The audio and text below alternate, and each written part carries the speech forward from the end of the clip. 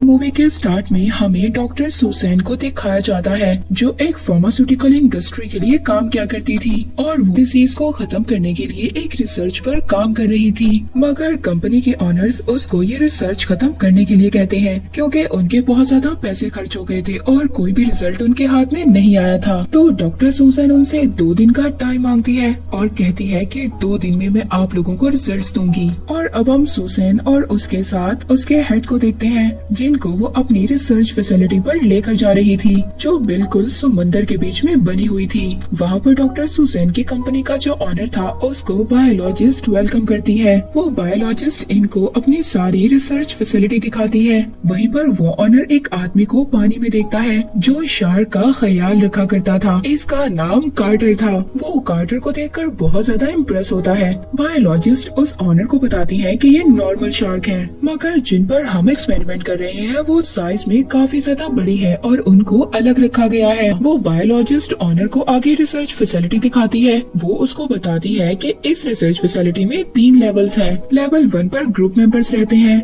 जबकि लेवल 2 पर लैब और शार्क्स हैं और लेवल 3 पर पूरी एयर लॉक फैसिलिटी बनाई गई है जहाँ पर हम उन शार्क को लाकर उन पर एक्सपेरिमेंट करते हैं। अब यहाँ पर हमें पता चलता है डॉक्टर सुसैन जो डिसीज पर रिसर्च कर रही थी वो दरअसल शार्क के माइंड में एक प्रोटीन था क्योंकि शार्क अगर बूढ़ी भी हो जाती हैं तो ना तो उनको आईसाइट की प्रॉब्लम होती है और ना ही वो वीक होती हैं। इसके बाद लेवल 1 पर हमें कुक दिखाया जाता है जो वहाँ पर सब लोगों के लिए डिनर तैयार कर रहा था। अब जब रात को कार्टर शार्क को खाना देने के लिए जाता है तो वो देखता है जो 2 बड़ी शार्क थी वो एक छोटी शार्क को खा रही थी। कार्टर फौरन से जाकर डॉक्टर सुसैन को बताता है और कहता है कि हमें थोड़ा सा और वेट करना चाहिए इस एक्सपेरिमेंट के लिए। मगर डॉक्टर सुसैन कार्टर की कोई भी बात नहीं सुनती। वो कहती है कि अगर हमने कल ये एक्सपेरिमेंट ना किया तो हमें ये पूरी रिसर्च फैसिलिटी बंद करनी होगी और इसके अलावा हमारे पास कोई दूसरा ऑप्शन नहीं है। अब जो कंट्रोलर रूम की हेड थी वो ये देखती है कि आज मौसम खराब रहेगा और तूफान आने के भी चांसेस हैं। शाम होते ही ये लोग लेवल 3 पर टेस्ट करने की तैयारी स्टार्ट करते हैं। कार्टर टनल से होता हुआ एक शार्क को बेहोश कर लैब में ले आता है। वो शार्क बहुत ज्यादा बड़ी थी। डॉक्टर उस शार्क का स्कैन करते हैं। इसके बाद डॉक्टर सुसैन उस शार्क के माइंड में से वो प्रोटीन निकाल लेती है। फिर वो ड्रॉप पेशेंट के माइंड ब्रेन पर डालते हैं जिसके बाद कुछ ही सेकंड्स में वो प्रोटीन अल्जाइमर को खत्म कर देता है। इसका मतलब ये था कि उनकी रिसर्च कामयाब हो गई थी।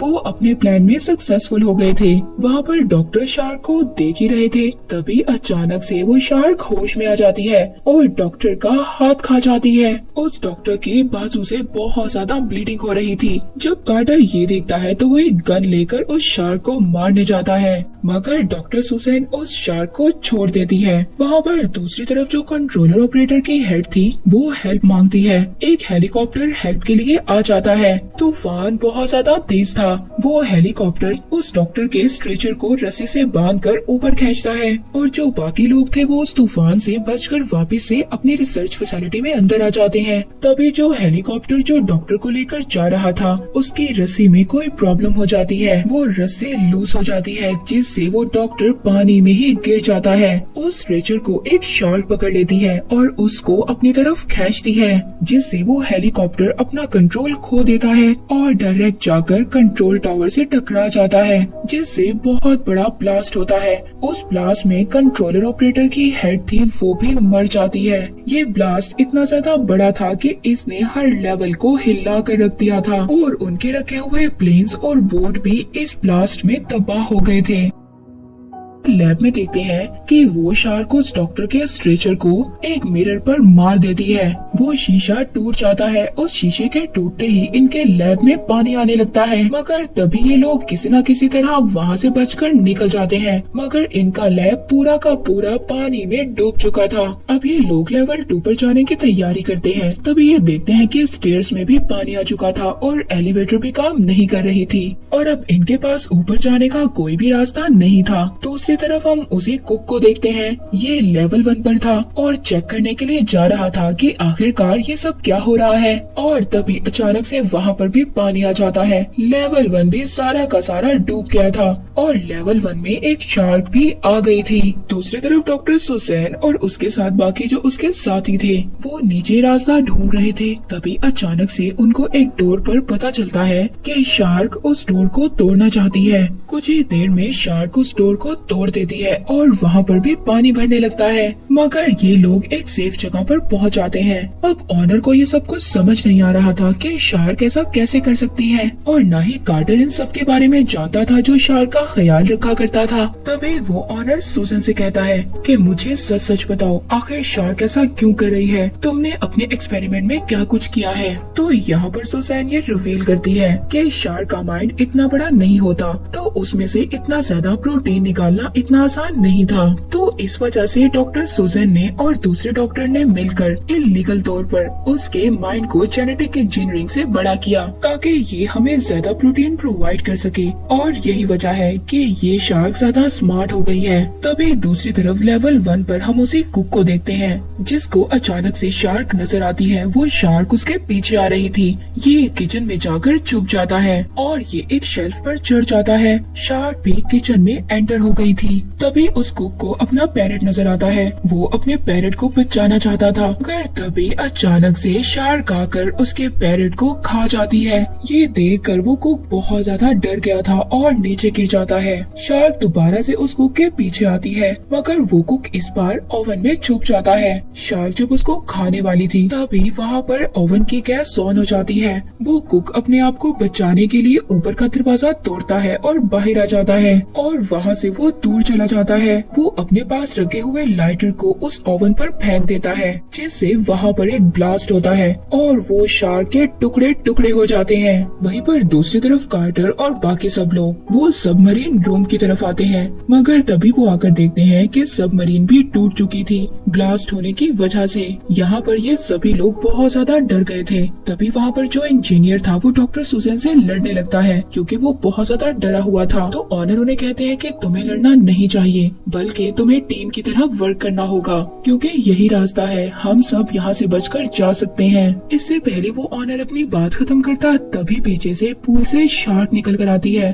और दोनों शार्क मिलकर उस ऑनर को खा जाती हैं। ये सब लोग बहुत ज्यादा डर गए थे। तभी ये लेडर से बाहर निकलने लगते हैं। उसका हवा का प्रेशर इतना ज्यादा तेज था, पूल का पानी उस रूम में भरने लगता है। कार्टर और वो इंजीनियर दोनों मिलकर अब उस रूम को बंद कर देते हैं और फिर ये आगे लेवल 1 की तरफ जाने लगते हैं, पर वहाँ पर भी शार्क आ जाती है। वो डोर को तोड़ देती है और उनका पीछा करती है। कार्टर को एक आइडिया आता है। वो लेवल 2 का दरवाजा खोलने जाता है ताकि सारा पानी लेवल 2 के अंदर चला जाए और उन लोगों को ऊपर जाने का टाइम मिल जाए। अब ये लोग एक लेडर सीढ़ी के जरिए ऊपर चढ़ रहे होते हैं, तभी वो सीढ़ी टूट जाती है और जो बायोलॉजिस्ट थी वो पानी में गिर गई थी। कार्टर उस बायोलॉजिस्ट की हेल्प करने की कोशिश करता है, मगर तब तक शार्क ने उसको पकड़ लिया था और खा गई थी। वो तीनों ये सब देखकर बहुत ज्यादा दुखी हो गए थे। ये तीनों अब बीच में ही फंस चुके थे क्योंकि लेवल 1 का डोर बहुत ज्यादा ऊंचा था और इनकी सीढ़ी भी टूट चुकी थी। तभी वहाँ पर वो कुक आ जाता है। वो इन तीनों को वहाँ से निकाल लेता है। इसके बाद यहाँ पर कार्टर सबको बताता है कि हम सरफेस से 60 फीट नीचे हैं। अगर हम इमरजेंसी पंप को ऑन कर देते हैं तो स्टेयर्स का जो पानी है वो वापस चला जाएगा। कार्टर अपने साथ इंजीनियर को लेकर पंप ऑन करने के लिए जाता है। वो इंजीनियर पंप ऑन कर देता है, मगर जैसे ही वो पंप ऑन करता है एक शार्क आकर उसको खा जाती है, उसके 2 टुकड़े कर देती है। कार्टर वहाँ पर बहुत ज्यादा डर गया था। अब इससे पहले वो दूसरे रास्ते से वापस जाता, वो एक और दरवाजा खोलता है और उस दरवाजे से बाहर आ जाता है। वहीं पर हम डॉक्टर सुसैन को देखते हैं जो कुक से कह रही थी कि मुझे अपना डाटा लेने के लिए अपने रूम में जाना है। सुसैन देखती है कि वो जगह डूब चुकी थी। वो उस जगह से अपने रूम में आती है जहाँ पर उसको डाटा मिल जाता है, मगर तभी एक शार्क उसकी तरफ बढ़ रही थी। सुसैन उस शार्क से बचने के लिए एक शेल्फ पर चढ़ जाती है, मगर इन सब चक्रों में डॉक्टर सुसैन का डाटा पानी में ही गिर गया था। शार्क डॉक्टर सुसैन पर अटैक करने वाली थी, मगर तभी वो वहाँ से एक इलेक्ट्रिक वायर को निकालती है और उस शार्क के मुंह में डाल देती है, जिससे शार्क को एक जबरदस्त इलेक्ट्रिक शॉक लगता है और वो मर जाती है। मगर उस शॉक की वजह से डॉक्टर सुसन का डेटा भी सारा का सारा जल जाता है। इसके बाद हम कार्टर को देखते हैं, जो दूसरे रास्ते से लेवल 1 तक पहुंच गया था और वो कुक उसको अकेला देखकर ये समझ गया था कि बेचारा इंजीनियर भी मारा गया। इसके बाद ये कुक के साथ एक चैम्बर में जाते हैं, तो वो वहाँ पर एक सरफेस को ऑन कर देते हैं, जिससे उसका प्रेशर ऊपर की तरफ जाता है और शार्क उसे डिस्ट्रैक्ट हो जाती है। ये लोग भी ऊपर की तरफ आ गए थे, मगर जैसे ही ये लोग ऊपर की तरफ आते हैं तो शार्क उस कुक का पाँव पकड़ लेती है, मगर वो कुक हार नहीं मानता। वो शार्क की आंख में अपने लॉकेट से अटैक करता है और शार्क उसको छोड़ देती है। कार्टर जैसे ही उस कुक को पानी के ऊपर देखता है तो जल्दी से वो उसको बचाकर वापस ले आता है। सुसन उसको फौरन से फर्स्ट एड देती है। पूरी की पूरी फैसिलिटी पानी में डूब रही थी। कार्टर कहता है कि मैं समझ चुका हूँ कि ऐसा क्यों हो रहा है। शार्क अब फेंसिंग एरिया से बाहर जाना चाहती है। यहाँ पर सुसन को भी अपनी गलती का अंदाजा हो गया था और वो अब कार्टर से कहती है कि इस शार्क को मार दो। वो जब देखते हैं तो शार्क फेंसिंग एरिया को तोड़ रही थी, तो कार्टर वहाँ पर जल्दी से अपनी गन लाता है और अपनी गन में डायनामिक पाउडर भर देता है। तो वो कहता है कि जैसे ही वो शार्क को अटैक करेगा तो तुम इस वायर को बैटरी से अटैच कर देना, जिससे कि वहाँ पर ब्लास्ट होगा और शार्क मर जाएगी। कार्टर उस शार्क को शूट करने के लिए जाता है, मगर वो शार्क बहुत ज्यादा दूर थी और शार्क उस केज को तकरीबन तोड़ चुकी थी,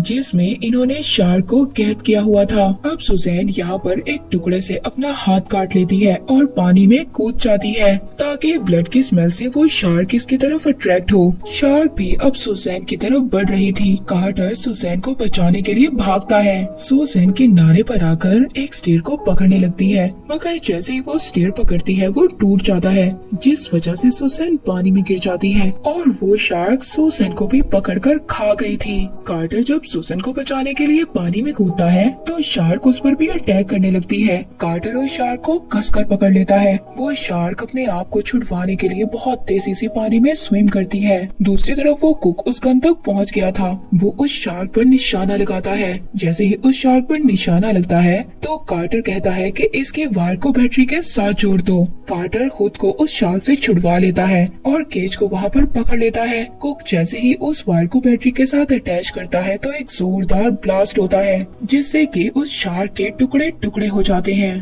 और कुक ये देखकर खुश हो गया था कि कार्टर जिंदा है। कार्टर उस कुक के पास पहुंच जाता है और दोनों रेस्ट करने लगते हैं। मूवी यहीं पर एंड हो जाती है।